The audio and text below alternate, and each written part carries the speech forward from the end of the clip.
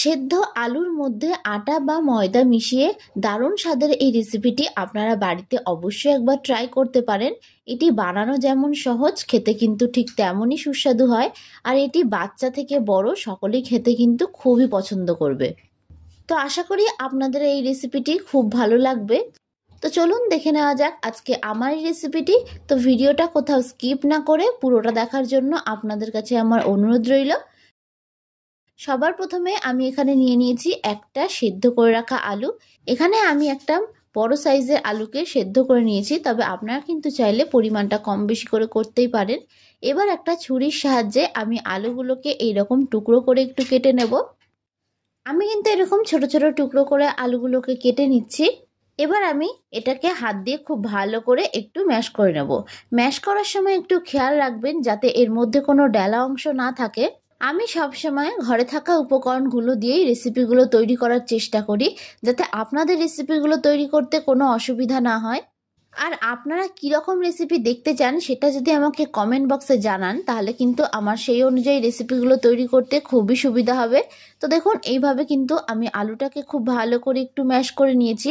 এবার আমি এর মধ্যে দিয়ে দিচ্ছি স্বাদ অনুযায়ী লবণ। নুনটা কিন্তু অবশ্যই আপনারা আপনাদের টেস্ট অনুযায়ী দেবেন। এবার আমি এর মধ্যে দিয়ে দেব ঝালের জন্য কাঁচা লঙ্কা কুচি। এবার আমি এর মধ্যে দিয়ে দিচ্ছি কুচিয়ে রাখা পেঁয়াজ। আমি কিন্তু এখানে পেঁয়াজটাকে খুব ভালো করে মিহি করে একটু কুচিয়ে নিয়েছি। এবার আমি এর মধ্যে দিয়ে দিচ্ছি 1 টিস্পুন অনুযায়ী ভাজা মশলার গুঁড়ো। এখানে আমি গোটা জিরে ও ধনেকে শুকনো কড়াইতে টেলে খুব ভালো করে গুঁড়ো করে নিয়েছি। এবার আমি এর মধ্যে দিয়ে দেব লঙ্কার গুঁড়ো। লঙ্কার গুঁড়োটা কিন্তু আপনারা একটু বুঝেই দেবেন। ও দিয়ে দিচ্ছি গরম মশলার গুঁড়ো। এবার এই সমস্ত উপকরণগুলোকে আমি খুব ভালো করে একটু মেখে নেব। হাত দিয়েই কাজটা করে নেবেন, তাহলে কিন্তু কাজটা খুব সহজেই হয়ে যাবে।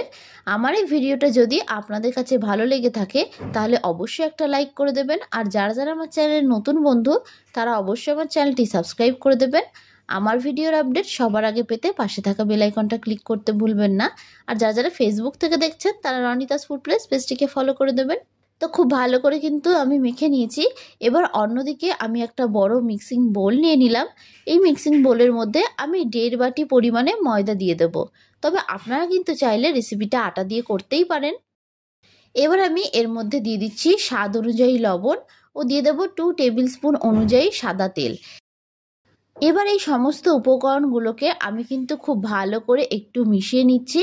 আপনাদের কাছে এই রেসিপিটা কেমন লাগলো অবশ্যই কিন্তু আমাকে কমেন্ট করে জানাতে ভুলবেন না। তো খুব ভালো করে কিন্তু আমি মিশিয়ে নিয়েছি। এবার আমি এর মধ্যে আগে থেকে মেখে রাখা আলুটাকে দিয়ে দেব। আলু দিয়ে কিন্তু খুব ভালো করে আমি ময়দার মধ্যে একটু মিশিয়ে নেব। প্রতিদিন একঘেয়েমি রুটি পরোটা খেতে ভালো না লাগলে আপনারা সেই আটা অথবা ময়দা দিয়ে কিন্তু এই রেসিপিটা বাড়িতে অবশ্যই একবার ট্রাই করে দেখতে পারেন। এই রেসিপিটা তৈরি করলে কিন্তু আলাদা করে এক্সট্রা কোনো সাইড ডিশের প্রয়োজন হবে না। তো এইভাবে কিন্তু খুব ভালো করে আমি একটু মিশিয়ে নিয়েছি। কাজটা কিন্তু ঠিক এইরকমভাবে করে নেবেন। এবার আমি এর মধ্যে সামান্য সামান্য জল অ্যাড করে এটাকে খুব ভালো করে একটু মেখে নেব। আপনারা রুটি পরোটার ডো ঠিক যেরকমভাবে মাখেন ঠিক সেই রকমভাবে কিন্তু এটাকেও মেখে নিতে হবে। জলটা কিন্তু সামান্য সামান্য পরিমাণে দিয়ে মাখবেন। একবারে জল দিয়ে মাখলে কিন্তু ডোটা পাতলা হয়ে যেতে পারে। তো দেখুন এইভাবে কিন্তু খুব ভালো করে আমি এটাকে একটু মেখে নিয়েছি। ঠিক এইভাবে কিন্তু ডোটাকে একটু মেখে নেবেন। ডোটা কিন্তু একটু নরমই হবে। এবার এটার থেকে আমি লেচি কেটে নেব। সাধারণত রুটির থেকে বড় আকারে আমি একটু লেচি কেটে নিচ্ছি। ডোটা কিন্তু এরকমভাবে একটু নরম করে মেখে নেবেন, তাহলে কিন্তু রেসিপিটা খেতে অনেক বেশি ভালো হবে। এবার সবগুলোকে আমি লেচি কেটে নিলাম। এবার একটা লেচি নিয়ে আমি হাতের তালু দিয়ে এইরকম করে গোল করে একটু চ্যাপ্টা করে দেব।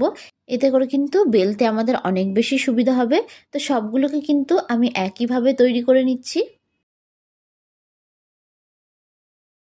তো দেখুন সব কটাকে কিন্তু আমি একইভাবে রেডি করে নিলাম। এবার অন্যদিকে আমি একটা চপিং বোর্ডের ওপর বেলে নিচ্ছি। তবে আপনারা কিন্তু চাইলে কিচেন স্ল্যাপেও বেলে নিতে পারেন। এবার একটা লেচি নিয়ে আমি বেশ খানিকটা পরিমাণে ময়দা দিয়ে দিলাম। ময়দাটা একটু বেশি পরিমাণে দিয়ে বেলবেন, তাহলে কিন্তু যেটার উপর বেলবেন সেটার মধ্যে আর লেগে যাবে না। তো লেচিটাকে 2 পিঠ ময়দার মধ্যে কোট করে আমি একটু বেলে নেব। তবে খুব বেশি পাতলা করে কিন্তু বেলবেন না, একটু মোটা করে বেলারই চেষ্টা করবেন। এগুলো কিন্তু খুব পাতলা করে বেললে খেতে কিন্তু একদমই ভালো লাগবে না। তো এইভাবে কিন্তু আমি একটু বেলে নিয়েছি। তো দেখতেই পাচ্ছেন খুব বেশি কিন্তু আমি বড় করে বেলে নিই, এরকম একটু ছোট করে বেলে নিয়েছি। তো একই রকম ভাবে বাদবাকিগুলোকেও কিন্তু আমি বেলে নেব। এরকম ভাবে একটু বেশি পরিমাণে ময়দা দিয়ে কিন্তু বেলে নেবেন। তো এটাকেও কিন্তু ঠিক একই রকম ভাবে আমি বেলে নিলাম। আবারও বলছি, একটু মোটা করে কিন্তু বেলবেন, তাহলে কিন্তু রেসিপিটা খেতে অনেক বেশি ভালো হবে। তো সবগুলোকেই আমি একই রকমভাবে বেলে নেব। অন্যদিকে আমি একটা ফ্রাইং প্যান বসিয়ে দিলাম। এবার গ্যাসের ফ্লেমটাকে হাইয়ে রেখে প্যানটাকে খুব ভালো করে আমি একটু গরম করে নেব।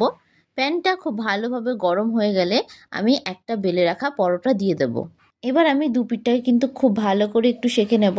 কোনো রকম পুর ভরার ঝামেলা ছাড়া আপনারা এই পদ্ধতিতে একবার আলুর পরোটা রেসিপিটি বাড়িতে ট্রাই করে দেখতে পারেন। খেতে কিন্তু অসাধারণ লাগে। দু পিঠই খুব ভালো করে সেঁকা হয়ে গেছে।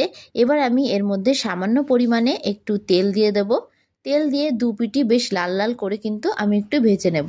একটু চেপে চেপে ভাজবেন, তাহলে কিন্তু ভেতর থেকে একটুও কাঁচা থাকবে না। আর এই অবস্থায় গ্যাসের ফ্লেমটাই কিন্তু একদম মিডিয়ামে করে দেবেন। তো খুব ভালো করে দু পিঠটাকে আমি লাল লাল করে ভেজে নিয়েছি। এবার আমি এটাকে অন্য একটি পাত্রে তুলে নেব। বাদবাকি পরোটাগুলোকে আমি ঠিক একই রকমভাবে ভেজে নেব। প্রথমে দু পিঠ খুব ভালো করে একটু সেঁকে নেবেন, তারপরে তেল দিয়ে ভাজবেন। তাহলে দেখবেন পরোটাগুলি অনেক সময় ধরে নরম থাকবে। আমার এই ভিডিওটা যদি আপনাদের কাছে ভালো লেগে থাকে তাহলে অবশ্যই একটা লাইক করে দেবেন। আর যারা যারা আমার চ্যানেলের নতুন বন্ধু তারা অবশ্যই আমার চ্যানেলটি সাবস্ক্রাইব করে দেবেন। আমার ভিডিওর আপডেট সবার আগে পেতে পাশে থাকা বেল আইকনটা ক্লিক করতে ভুলবেন না। আর যারা যারা ফেসবুক থেকে দেখছেন তারা রনিতাস ফুড প্লেস পেজটিকে ফলো করে দেবেন। তো দেখুন এটিও খুব ভালো করে ভাজা হয়ে গেছে। তো এটিকে অন্য একটি পাত্রে তুলে নিলাম।